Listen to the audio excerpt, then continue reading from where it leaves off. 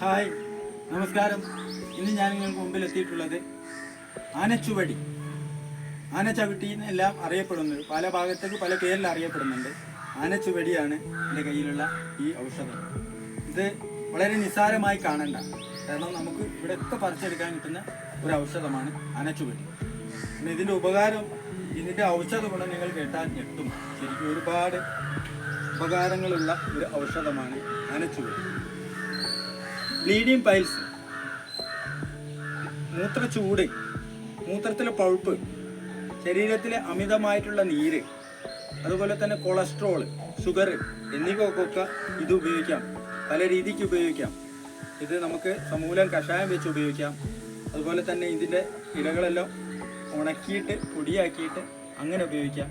അതേ രീതിയിൽ നിങ്ങൾക്ക് ഡോക്ടർമാരുടെയും വൈദ്യന്മാരുടെയൊക്കെ നിർദ്ദേശത്തിനനുസരിച്ച് അവർ പറയുന്ന രീതിയിൽ പല രീതിയിൽ ഉപയോഗിക്കാം.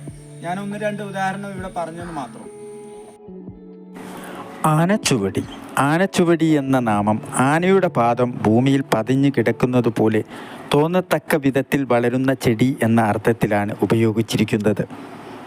പശുവിൻ്റെ നാക്കുപോലുള്ള ഇലകളുള്ള ചെടി എന്ന അർത്ഥത്തിലും വ്യവഹരിക്കുന്നു. തണൽ പറ്റി വളരുന്ന ഈ ചെറുസസ്യം നാട്ടിൻപുറത്ത് പല അസുഖങ്ങൾക്കും ഒറ്റമൂലിയായി ഉപയോഗിച്ചു വരുന്നു. സംസ്കൃതത്തിലെ ഗോപി, ധാവിക, പർണിനി എന്നെല്ലാം അറിയപ്പെടുന്നു. തണലുള്ള ചതുപ്പ് പ്രദേശങ്ങളിൽ ധാരാളമായി കണ്ടുവരുന്നു.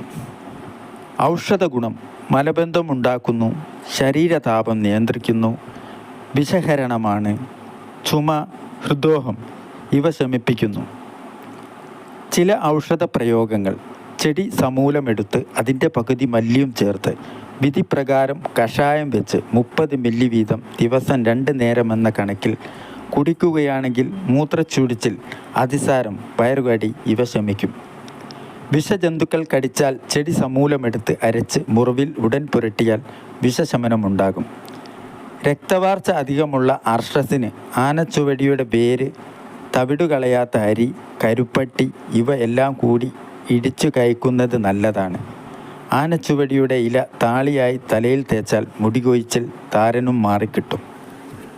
അപ്പോൾ ഇതുപോലുള്ള ഉപകാരപ്രദമായ നല്ല നല്ല വീഡിയോകൾ കാണുന്നതിന് വേണ്ടി ഈ ചാനൽ സബ്സ്ക്രൈബ് ചെയ്യുക, കമൻറ്റ് ചെയ്യുക, ഷെയർ ചെയ്യുക, ലൈക്ക് ചെയ്യുക. അടുത്ത നല്ല വീഡിയോ ആയി കാണുന്നതുവരെ എല്ലാവർക്കും നന്ദി, നമസ്കാരം.